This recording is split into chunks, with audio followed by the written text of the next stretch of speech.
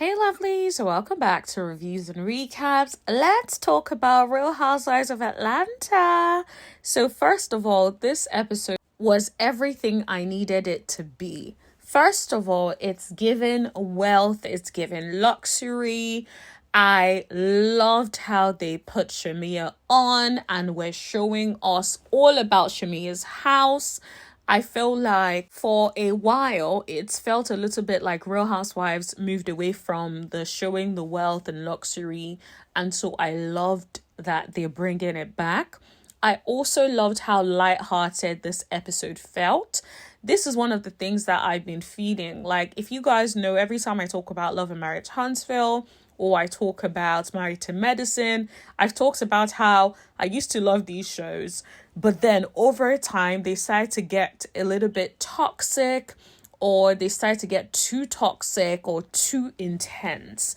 And I don't like that about a lot of shows. I like a show where there is a lot of shade, and then there is a lot of like banter, funny scenes, lighthearted shade and stuff, and everything is balanced. I feel like this episode we had a really good balance. So I'm definitely looking forward to what the season is going to look like. If I had to rate it, I will give it a 9 because I feel like I was genuinely smiling the whole time. I was like looking and I was like, okay, this feels good. Even the whole Simon and Porsha thing, it did not feel too heavy, because I think like for a lot of us, we have watched a lot of divorce storylines that can get really intense, really messy. So I love how we don't know what the whole season is going to look like, but I love how they just gave us a snippet of what's going on with that. And then it kind of moved on. So it wasn't really all about the divorce. I really enjoyed the scene with Shamea and Porsha. It is clear they have a nice banter going on. Of course, if you're best friends and you've known each other for such a long time, I'm sure that it's going to be exciting for us to watch you guys outside looking in. Like if myself and some of my good girlfriends that I've known for so long are together, there is just natural, organic chemistry. And I really hope that their relationship actually gets strengthened as a result of the season, as opposed to them having a wedge between them and no longer being friends. I say that because I'm noticing that a lot of fans are trying to pit them against each other and are constantly like, yeah, I think Porsha is jealous of Shamea, all that kind of stuff. Like, guys, let's be serious. I don't think Porsha is jealous of Shamea. I think people are overreading into things because they want that to be true. And I feel like especially because Porsha and Shamea have gone through some things on the previous episodes or previous seasons rather of Real Housewives of Atlanta, I think a lot of people just feel like, yeah, maybe there is some sort of issues there and maybe their relationship is not going to last. But I do think that they have been friends for a long time and relationships do go through stuff. I just hope that they're able to manage what this new dynamic is, because for a long time, Shamea has been known as Porsha's best friend. But then it's like Shamea now being sort of portrayed as the it girl on the show, or at least one of the it girls on the show. It's given, because when I watched this episode, it felt like the Porsha and Shamea show. I'll be honest, that's what it felt like. It felt like it was either like everyone is talking about Porsha and then Shamea is meeting with the new girls. And I can see how Shamea is a good person to bring the new girls together, because Shamea has that welcoming energy with people generally. Like even when she has been on like Real Housewives of Atlanta before, we've always seen that Shamea energy is like, even if she doesn't know the girl, she knows how to kiki, meet people. You can tell, because if you have to do the job that she does, you have to be very good, vibrant, be able to speak to different people from different walks of life. And I think that Shamea has been able to do that very well. So I'm not surprised that she's the one that is sort of bringing everybody together. I love me some Drew, but Drew is full of she. And I say that because now I hear what she's saying, but if you see the conversation between her and Kenya, even Kenya was not buying what Drew was selling. Kenya just looks like, which Dennis? Like Portia's Dennis? And she's out here like, yes, he's been an angel. I'm like, are you kidding me? It's one thing to say, yes, I'm working with him, he's my producer, but you're going on about how he's been so supportive since your divorce, he's been an angel, it's been all of that. I feel like that is not something that a good friend does. And I know people like to be like, oh, Porsha was also friends with Falynn. She was not friends with Falynn. They were co-workers. They were cool.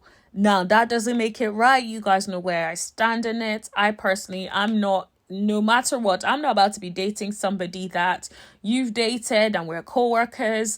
And unless it's something where I didn't even know you guys were together, I've never met you guys together, and then I was dating him, and then later on in the future, I found out that you guys were exes, then I have the conversation. But I'm not really, there's so many men in this world, I'm not about to be doing stuff like that. I think that Porsha was wrong, and I feel like this is just another way that Porsha can be very clueless.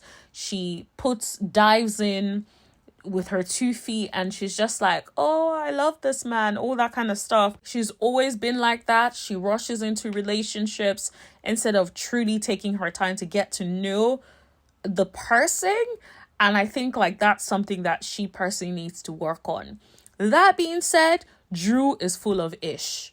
Because let's be clear, you guys were friends.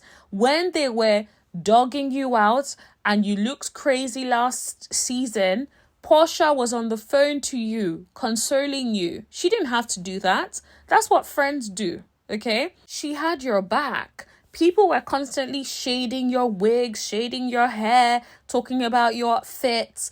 Porsha helped you. She elevated that for you. She gave you nice hair, nice wig, made you an ambassador, got you together, got your looks together. And then this is how you pay her. And so I feel like, I know people will say, oh, Porsha did the same thing, she's getting karma. You may be right. But I don't think that, I think we can still call out Drew for what Drew has done. I don't think it's appropriate. Even if there is nothing between you guys, a heads up would be fine, especially if you're bringing them on this show that you know that I'm going to find out about it and it's likely to be turned into something. Just a quick conversation. Hey girl, by the way, this is what's happening with my music. Simple. Like for me, even I go extra mile with my friends if I know that I'm going to be somewhere in particular and I know that I may run into somebody that you know or whatever, or you have history with, even if it's not on that level. I even tell you, hey girl, by the way, I'm going to this. I don't know who's invited, but I heard so just in case, I just think that it is fair. It is good to give your friends a heads up. Don't blindside your friends unless you don't really care about the relationship. And I hope Drew knows, ain't nobody on that show is your friend. The only person that was your friend legitimately was Porsha. And now she ain't your friend no more. So good luck. In a way, I think that Drew is overly obsessed with storylines versus actually genuine relationships. And you know what's interesting? If you come out of the whole storyline thing and you actually maintain your relationships, even on the camera, in all these scenes, the chemistry will be seen and we will love it. As much as people think we want to see drama all the time, we love banter, we love lighthearted stuff. So it could have been good to see Drew and Porsha kicking it and Shamea. Everybody is laughing, having a good old time.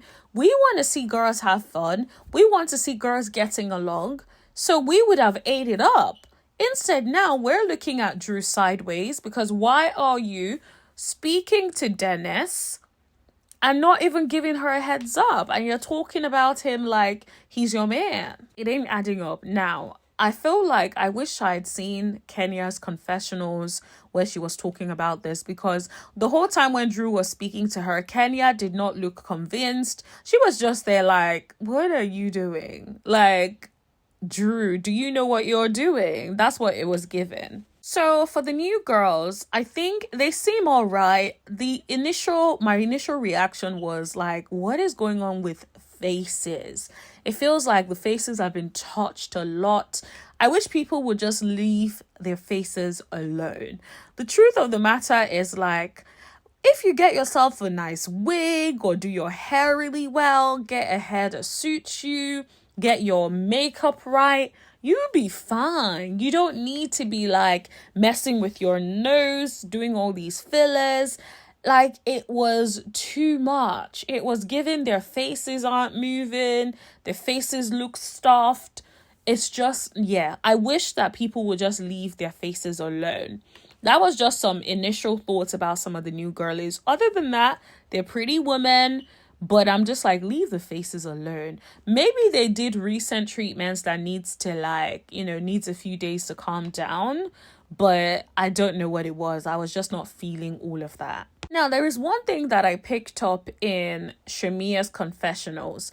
I feel like Shamea was trying a little bit too hard in the confessionals. It felt a bit performative for me. I love me some Shamea. You guys know I love me Porsha. I love Shamea. Those girls are my girlies.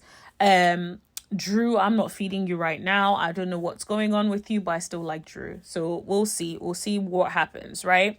But I will say, I feel like there were some moments where I felt like Shamea was being too performative.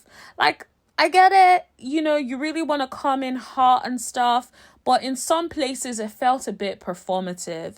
It felt like you're doing too much, and I hope that Shamea doesn't get to a point where she's feeling herself so much and feels like, oh, I'm the star of the show, and then starts to act a certain way towards Porsha and vice versa. Because I don't know what it was, but the confessionals were very much given a little bit performative. Now, I will talk about Porsha being late in a second. But before that, I want to talk about Kelli asking why Porsha took that lady's man. Okay? That is a question, mama. Porsha, as much as I like you, girl, the truth of the matter is anybody would ask that question. You are on a reality TV show. People are going to ask. The timings does not seem to be timing. So people are going to ask. So I'm not surprised that somebody is asking. I will say, I don't like the way she went about it. It was obvious that she's trying to make a statement and get some camera time. You could have waited until you met Porsha. And when you meet her, be like, hey girl, how are you? I heard you're going through a divorce. How is that going? Yeah, I just had a question. I saw some things about you taking that lady's man. How did that happen? Like, you could have said that. It would have gagged Porsha. She wouldn't have been prepped for you. You could have just done that. But instead, you gave her a heads up because you already talked to Shamea about it. And then Shamea ran and took that over to Porsha like a good friend would. So I'm just saying, I feel like Kelli could have waited a little bit. Wait, mama, wait. Wait until you meet Porsha in the room, get to know her, and then boom. That would have made for better reality TV. She would not have had an opportunity to plan a response. You would have gagged her. She would have probably gotten up eventually to leave.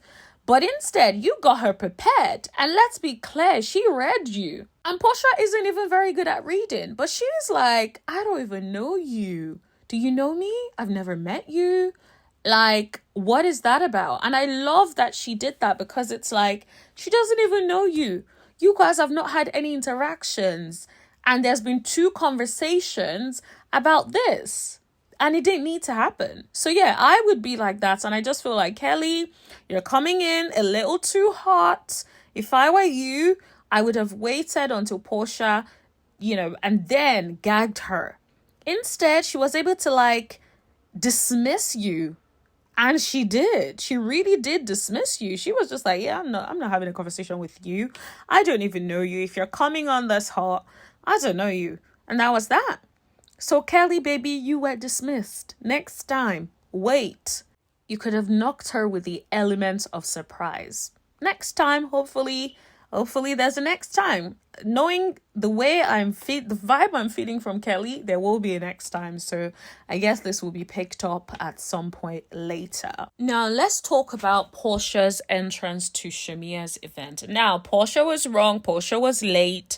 I know she gave some context about how she had to travel all the way from her mom's house over to where Shamea is, because of the divorce and not being able to film at the house. So I get it. As someone who has been late to certain things because of things that are outside of my control, I can understand how sometimes like being late can throw off your energy and you don't even know what is the right thing to do. You're just like, I'm here now. I'm so sorry. This is my best friend. I don't want to miss an amazing moment for her. I get both sides. I get the side of people who feel like you're late, run and join the audience and swing there. But then at the same time, this is this girl's best friend. They've been friends since they were younger. Maybe like normally they're always spending time together. They're always together. It's not a whole drama about things. And it's like she was just not thinking about the camera. She's just like, this is my girl. My girl just got a Rolls Royce. Let's hop in and drive and kiki and laugh about it. I feel like that was genuinely Porsha's intentions. Let's be clear. When you're late to somewhere, you are already disorganized. You're not out here thinking, especially when you are that late, you're not out here thinking, I want to outstage or outshine whoever it is that is doing something, unless you're just a crazy person who's there for drama, which of course there are some people like that, right? However, I feel like if this is your best friend, you're unlikely to be going over there with bad intentions. You're just like, this is my friend. It's her birthday. I want to support her. She just got a Rolls Royce. Like, let's pull up. Let's have a good time. The good thing is, I as a person, I have friends that are secure, that if I did that, they would not have any issues with it. They would be dancing with me, kicking with me, we'll be twerking on the car together. And vice versa, right? If they did that, they pulled up to my event late, dressed really nice, and came straight over to me, so I would have no problems with it. I would be jamming with them. I would be like, girl, see the Rolls Royce he got us? Like, I would be kicking, laughing. I would not care. If anything, I would not even want my friends standing over there staring at me, watching the Rolls Royce. I'll be like, girl, pull up, hop in. Like, all my good girls, like my tight as friends that I've been friends with, and we love each and we know each other like that. If I get anything, it's for all of us. Hop in. Let's go. Like, that would not have been an issue at all. They're not going to think I'm trying to steal their moment. Why would I? The moment, whatever moments we have, it's for us. There isn't it's my moment. How dare you? This, right? The only time I wouldn't want any sort of disruption is when I'm getting engaged, because I want to hear what this man is saying to me so that I can decide whether or not to say yes. So, girl, maybe shush, let me hear him, and then we can celebrate after. But aside that, I don't really think it's as deep as people are making it seem. I think people already have preconceived notions, and they feel like because Porsha is going through a lot right now, she can't genuinely be happy for her friend. Let's be clear, Porsha is one of the people who really pushed for Shamea to have a peach. So if that is true, and if that's the case, why would she then want to be competing with Shamea? Of course not. I really don't like when people try to pit people against each other, because I think about the way people did Kelli and Michelle and try to pit them against each other with Beyonce as well. It's like everybody was always asking Kelli about Beyonce and comparing them. it's horrible. Nobody wants to feel like that. And I feel like you're just going to make it harder for them to maintain their relationship, because the thing is, the relationship is now public. So now everybody has their own perspective. It can start getting a little bit tricky. So I feel like their relationship is really going to go through it this season. But I hope that they're able to get it together, and moving forward, that it moves forward in a constructive way and they can still stay best friends. So hopefully, fingers crossed. But let me know what you guys would rate the episode. Also, what did you guys think of the new girls? And did you notice a difference between Kenya not having a confessional and the confessionals that we've seen this episode? Let me know in the comment section below. Don't forget to like, share, hit that subscribe button, and tap that bell button right next to it so you know every single time that I post. And I'll see you guys in the next video. Thank you. Bye.